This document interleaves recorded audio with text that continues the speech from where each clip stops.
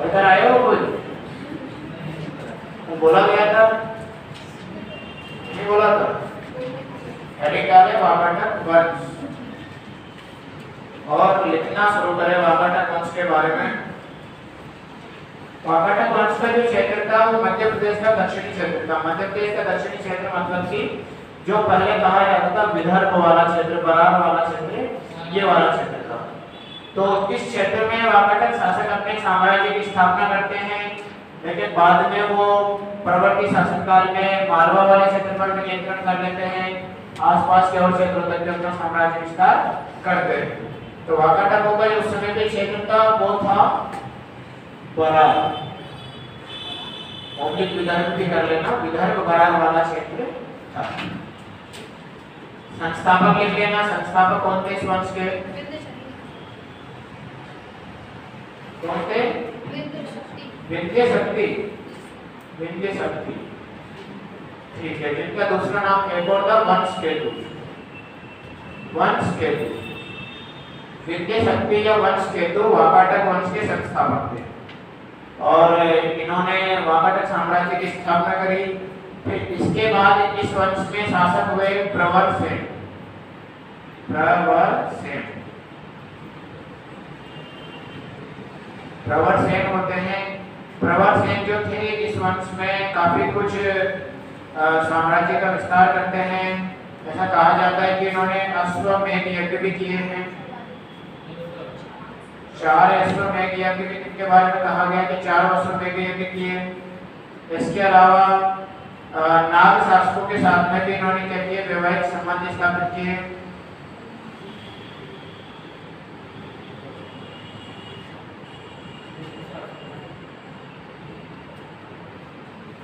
और क्या करते हैं प्रवरसेन? अपना साम्राज्य का विस्तार काफी कुछ बड़े क्षेत्र में कर लेते हैं। कालांतर में क्या होता है कि एक समय ऐसा आ जाता है कि जब अन्य शासकों को पराजित कर देते हैं वाकाटकों को, तो फिर दक्षिण नर्मदा के दक्षिणी पहाड़ तक सिमट कर रह जाते हैं, फिर बहुत ज्यादा विस्तार नहीं कर पाते हैं। प्रवरसेन इस समय पे शक्तिशाली शासक रहे इस वंश के, लेकिन बाद में जब इनके बेटे होते हैं, ऐसा कहा जाता है कि 4 बेटे होते हैं और 4 बेटे इनके राजपाट को बांट लेते हैं, 2 भागों में विभाजित कर देते हैं। वाकाटकों की शाखा 2 भागों में विभाजित हो जाती है। एक शाखा का नाम रहता है जिसको हम लोग बोलते हैं पुरीक शाखा। पुरीक शाखा या जिसका दूसरा नाम है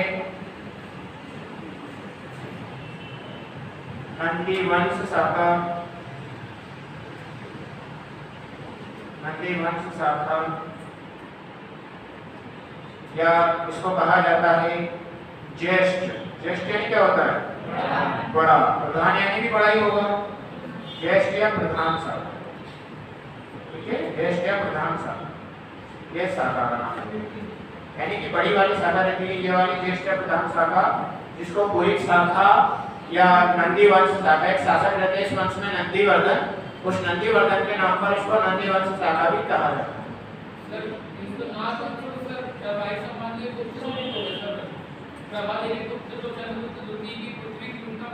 हाँ, तो उनके समय में भी होते हैं, ठीक है? प्रवरसेन के समय में होते हैं। आगे हम लोग ये जो पुरीक शाखा पढ़ेंगे ना, इस समय पे पढ़ेंगे प्रभावती गुप्ता का संरक्षण काल, जो आप कह रहे हो वो इसके शासन में पढ़ेंगे आप, है ना? रुद्रसेन की पत्नी रहती है प्रभावती गुप्ता उस समय पे। चलिए, तो अब दूसरी जो शाखा रही इनकी, उस शाखा का नाम क्या था? उस शाखा का नाम था वासीन शाखा। वासीन शाखा या इस शाखा को एक और नाम था, क्या नाम था? वत्सगुल्म शाखा। वत्सगुल्म शाखा, वत्सगुल्म या फिर वर्षगुल्म। वर्षगुल्म शाखा। लाइट ऑन कर दो, दिखेगा। अच्छा, अब प्रवरसेन की मृत्यु के बाद में या मृत्यु के समय ही इसका विभाजन शुरू हो जाता है। इस समय में क्या होता है कि प्रवरसेन जो थे इनका टाइम पीरियड रहता है लगभग 255 ईस्वी से ये शासक बनते हैं, बाद में 235 ईस्वी के आसपास तक। टाइम डेट लिखना है ना प्रवर सेन का आप, या वाकाटक वंश का लिखिएगा। 255 में विंध्य शक्ति वाकाटक वंश की स्थापना करते हैं, 255 ईस्वी, ठीक है, 255 ईस्वी। विंध्य शक्ति के बाद में प्रतिकारी बनते हैं प्रवर सेन।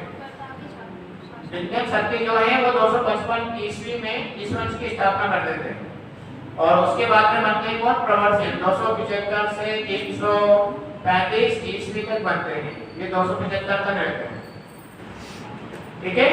प्रवर सेन इसके बाद में शासक बनते हैं विंध्य शक्ति के बाद में, समझ में आया। उसके बाद में प्रवर सेन के 4 बेटे होते हैं, तो ये दो भागों में अपनी शाखा, 2 भागों में ये शाखा विभाजित हो जाती है, एक शाखा पुरुष शाखा, एक शाखा वार्षिक शाखा। इस वार्षिक शाखा की जो स्थापना की जाती है वह की जाती है नागपुर में, ठीक है। नागपुर में इस वंश की स्थापना की जाती है। संस्थापक इस वंश के होते हैं रुद्रसेन, रुद्रसेन प्रथम। नागपुर वाला रीजन रहता है, संस्थापक रुद्रसेन प्रथम, क्योंकि बाद में भी रुद्रसेन आते हैं, तो नंदीवंश शाखा या पुरिक शाखा के संस्थापक है रुद्रसेन। और बासिम शाखा की स्थापना की जाती है, ये बासिम जिला है वर्तमान। बासिम जिला कहाँ पड़ेगा, अकोला जिला सुना है, अकोला का महाराष्ट्र में। याद करो हमने महाराष्ट्र को 8 जिले दिए थे ना, अकोला, अमरावती, बुलढाना, तो वो वाला जो अकोला ना, अकोला के समीप है ये बासिम जिला की, तो ये भी महाराष्ट्र में है, अकोला के समीप।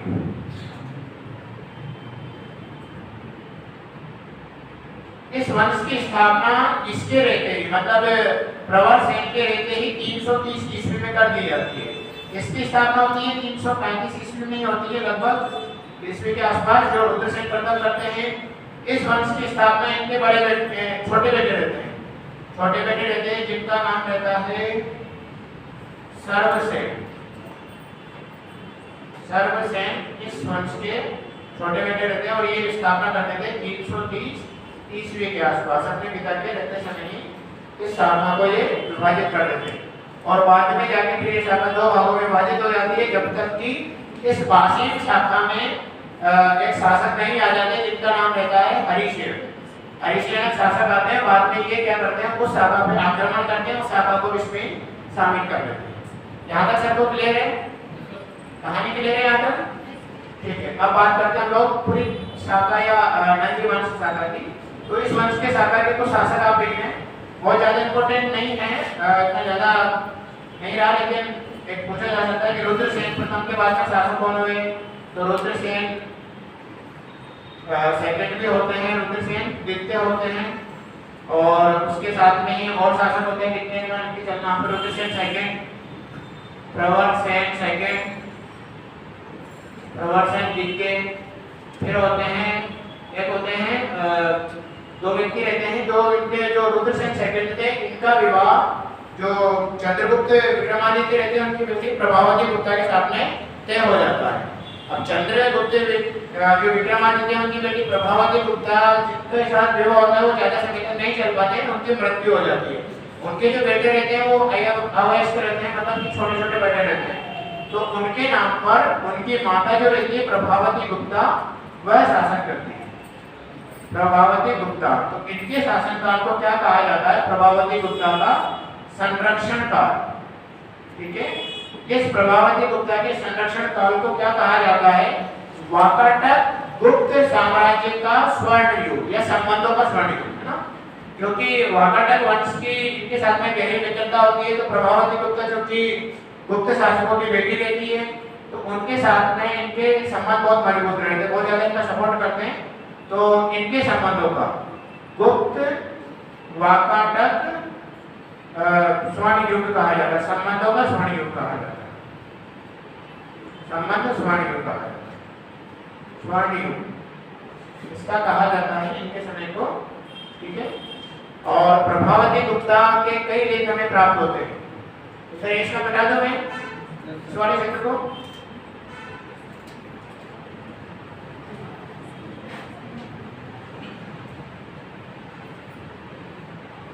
जो प्रभावती गुप्ता रहती है ना, वो कई जगह पे दान देती है, कई मंदिरों को, भूमियों को दान देती है। तो उनके जो दान पत्र हैं, दान पत्र यानी जो दान दिए उसमें उस लेख को लिखवा देती थी वहां पर। उनके दान पत्र मध्य प्रदेश में कहां से प्राप्त हुए, तो इनके प्राप्त हुए बैतूल, छिंदवाड़ा, ठीक है, बैतूल से प्राप्त होते हैं, छिंदवाड़ा से प्राप्त होते हैं, और भी लेना और कहां से प्राप्त होते हैं, दुर्ग, इंदौर, सिवनी, यहाँ से लगभग 12 दान पत्र प्राप्त होते हैं। दुर्ग, इंदौर और सिवनी, ठीक है, ये इन क्षेत्रों से इनके दान पत्र प्राप्त होते हैं। लगभग 12 दान पत्र इनके रहते हैं। समझ में आया यहाँ पर प्रभावती गुप्ता का संरक्षण का।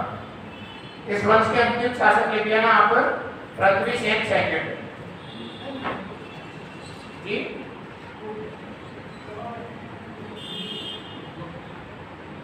ये समझ में नहीं आ रहा। गुप्त वाकाटक संबंध का स्वर्ण युग, ठीक है, गुप्त वाकाटक संबंधों का स्वर्ण युग कहा जाता है इनके समय काल को। इस वंश के अंतिम शासक रहते हैं, वो रहते हैं पृथ्वीसेन द्वितीय। और पृथ्वीसेन द्वितीय को क्या करते हैं, जो इस वंश के शासक रहते हैं हरिसेन, हरिसेन क्या कर देते हैं, इनको हरिसेन द्वारा पराजित कर दिया जाता है और अपने में शामिल किया जाता है। लगभग समय का रहता है 460 से 480 ईस्वी इनका पृथ्वीसेन सेकंड का। और 480 ईस्वी में हरिसेन आक्रमण करके इस क्षेत्र को अपने नियंत्रण में कर लेते हैं और वार्षिक शाखा में ही मिला लिया जाता है, प्रधान शाखा या पूरी शाखा, ठीक है।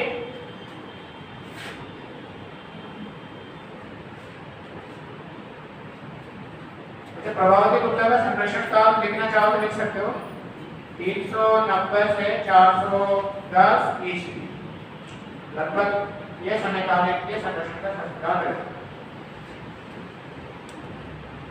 अब दूसरी शाखा के बारे में लिखिए। दूसरी शाखा में भी वो शासक होते हैं। इसमें लिखिए शासक विंध्यन शक्ति सेकंड, विंध्यन शक्ति सेकंड। एक तो हो ही गए जो कि अपने लिखे थे सर्वसेन, एक लिखते हैं विंध्यन शक्ति सेकंड।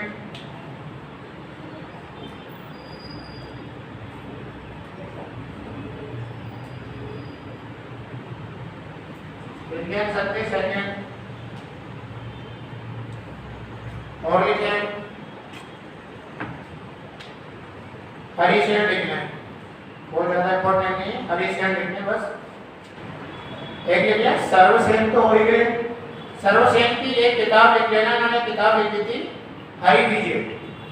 सर्वसेन की एक किताब है हरिविजय। सर्वसेन जो इस वंश के संस्थापक रहते हैं, एक किताब भी लिखते हैं हरिविजय। और इस वंश के अंतिम शासक आप लिख लेना हरिसेन। ज्ञात शासकों में हमें हरिसेन के बारे में पता चलता है कि ये इस वंश के प्रमुख अंतिम प्रतापी शासक है। बाद में भी रहे होंगे कमजोर शासक, लेकिन प्रतापी शासकों में हरिसेन इस वंश का सबसे प्रतापी शासक था। वाकाटक वंशों में हरिसेन और जो कि वाशिक शाखा से रिलेटेड थे। हरिसेन की क्या विशेषता है कि हरिसेन जो था वो वैष्णव धर्म को मानता था, मतलब कि वैष्णव जो शाखा है हिंदू धर्म की उनको मानता था। और साथ में थोड़ा बहुत विश्वास की शिव में भी रखते थे, तो शैव और वैष्णव दोनों के उपासक। और पूरी शाखा पे आक्रमण करके अपने क्षेत्र में इसको शामिल कर लेते हैं, वाकाटक वंश का साम्राज्य विस्तार कर देते हैं। चलिए तो क्लियर हुआ यहाँ तक ये।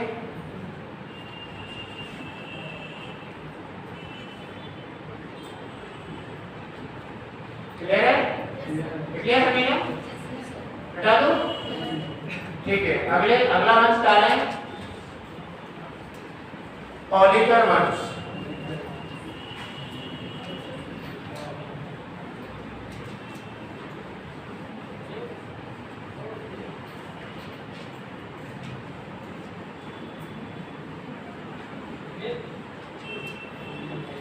हेडिंग डालें औलिकर वंश। औलिकर वंश कहाँ होता है? ये मंदसौर में। दसपुर किसका प्राचीन नाम है? मंदसौर का। ठीक है ना, दसपुर प्राचीन मंदसौर का नाम है। तो वहीं पर होता है ये ओलिकर वंश। ओलिकर वंश, ओलिकर वंश की स्थापना की जाती है। स्थान रहता है दसपुर, जिसको वर्तमान में कहा जाता है मंदसौर। और इसके जो संस्थापक रहते हैं वो रहते हैं बंधु वर्मा। इस वंश के संस्थापक रहते हैं बंधु वर्मा। ठीक है, ओलिकर वंश के संस्थापक रहते हैं बंधु वर्मा। दसपुर मंदसौर में एक अभिलेख प्राप्त होता है, 4वीं शताब्दी का अभिलेख रहता है, जिसको मंदसौर प्रशस्ति भी कहा जाता है। मंदसौर प्रशस्ति, सॉरी नरवर्मा विलेज, बंधुवर्मा नहीं, नरवर्मा कहते हैं ना, नरवर्मा। बंधुवर्मा बाद में आएंगे। ठीक है, नरवर्मा है ना संस्थापक, नरवर्मा। और ये है 4वीं शताब्दी के आसपास, 4वीं शताब्दी उत्तरार्ध, यानी 4वीं शताब्दी के लगभग थोड़ी सी बाद की बात है। ओलिकर वंश की स्थापना की जाती है। जानकारी हमें दसपुर अभिलेख से ही प्राप्त होती है। और इस वंश में प्रमुख शासक होते हैं, उनके आप नाम लिख लेना। इस वंश के प्रमुख शासक कौन कौन से होते हैं? जयवर्मन, सिंधुवर्मन,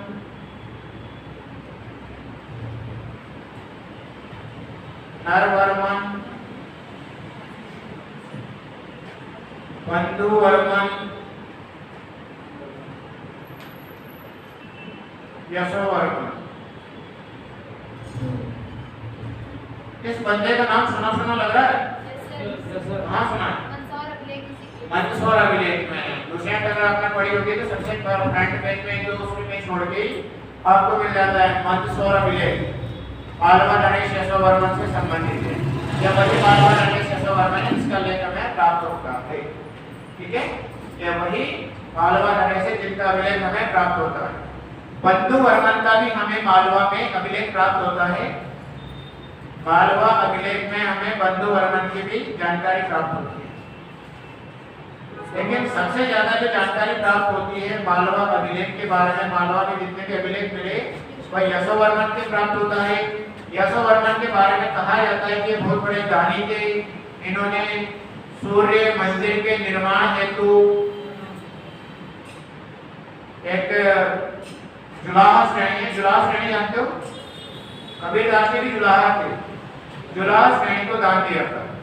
वो जो काम करती है ना, क्या बोलते हैं, कपड़े वगैरह का जो सिलाई वगैरह उसमें ना, वो वाले जो जुलाहा श्रेणी। तो कबीर की जो नई श्रेणी में कही जाती है जुलाहा की। तो जुलाहा श्रेणी को सूर्य मंदिर के निर्माण के लिए यशोवर्मन जी कुछ दान करते हैं। इसके बारे में ये जानकारी देता है कौन सा मालवा में मिला गया अभिलेख है, जिसको हम लोग मंदसौर अभिलेख भी कहा जाता है।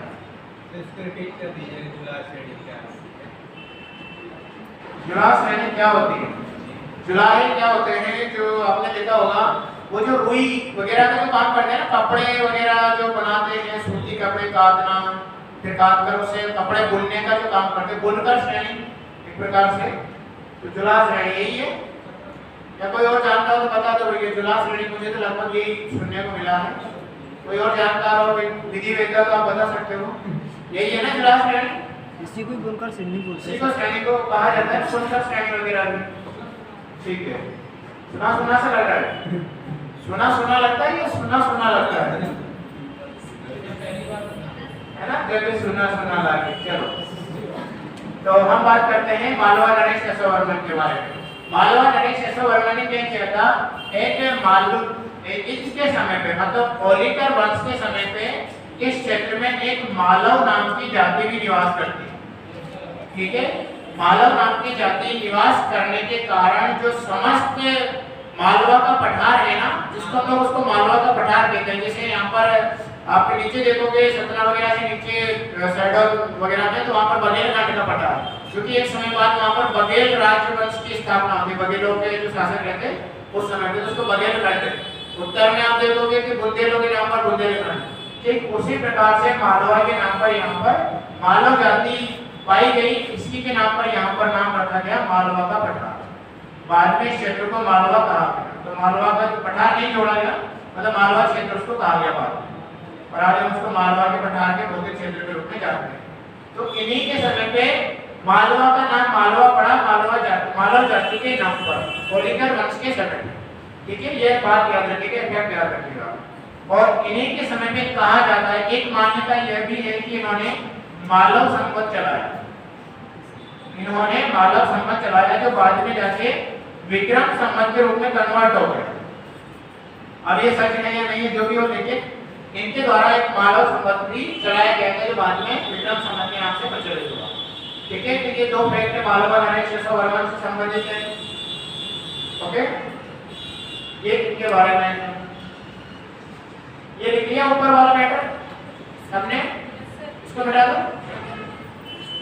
चलो नहीं लिखा हो तो इधर लिख लेना साइड में।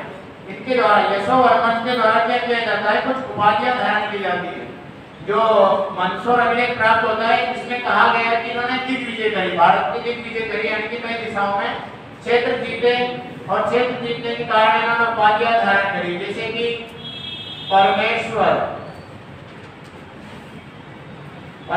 उपाधि धारण करते हैं, नराधिपति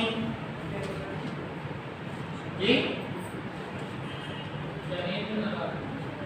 नराधिपति, जनेंद्र, जनों के इंद्र, ये सारी उपाधियां धारण करते हैं। कौन? यशोवर्मन, मालवा के शासक यशोवर्मन, जनेंद्र, नराधिपति, परमेश्वर, ये सारी उपाधि के द्वारा धारण की जाती है। एक और लिख लेना, महाराजा धीराज, महाराजा धीराज, ये भी उपाधि इनके द्वारा धारण की जाती है। विष्णुवर्मन भी पाया था सर। हाँ, विष्णुवर्मन भी पाया था। क्या कह रहे हो? यशोवर्मन विष्णुवर्मन भी पाया था। यशोवर्मन को विष्णुवर्मन भी कहा जाता है। कहाँ कहा जाता है? बंधुवर्मन के बारे में फिर याद रखना कि ये स्कंदगुप्त का सामंत था, स्कंदगुप्त के सामंत थे बंधुवर्मन। सर इसका नाम भी कुमार गुप्त, स्कंदगुप्त के सामंत थे बंधुवर्मन। और इन्होंने जो उपाधि धारण करी यशोवर्मन में, उसमें ये भी जोड़ देना, महाराजा धीराज, योगीराज, श्री श्री 1008, फलाने पदाने नाचा कहते होंगे ना उस समय पे। सावधान, महाराजा धीराज, योगीराज, श्री श्री 1000, यशोवर्मन महाराज पधार रहे हैं, सभी जनता सावधान हो जाएं। चले बेटा दे सर। प्रकाश वर्मा भी तो शासक थे इसमें, प्रकाश वर्मा भी थे, तो मतलब यशोवर्मन बहुत सारे उनके रिश्तेदारों से अपने काम के हैं क्या? क्या था कि प्रकाश वर्मा थे, उन्होंने तो तोड़मानो से लड़ा था, जो तोड़मान के बेटे थे मेहरकुल, उनसे युद्ध यशोवर्मन ने लड़ा था। जरूर लिख लेना, पूर्ण नरेश जो थे मिहिरकुल को यशोवर्मन ने पराजित किया था। ये ऐसे बता रहे हैं, ठीक है। पूर्ण नरेश मिहिरकुल को पराजित करने वाले थे यशोवर्मन, मालवा के नरेश यशोवर्मन, ठीक है। मालवा नरेश यशोवर्मन ने पूर्ण शासक मिहिरकुल को पराजित किया। मिहिरकुल के पहले हुमायूं का आक्रमण होता है, वो किसके समय पे होता है? गुप्त शासकों में किसके समय पे होता है?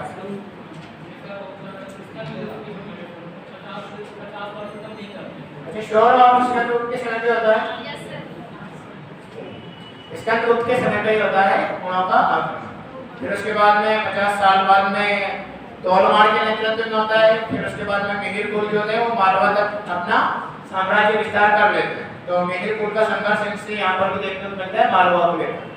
तो मालवा में ये मिहिरकुल को पराजित कर देते हैं और फिर बाद में नरेंद्र नराधिपति उपाधि धारण करते हैं, ठीक है। ये हो गया। अगली हेडिंग डालें अगले वंश के बारे में। अगला वंश लिखें आप, ऑर्लिकर वंश।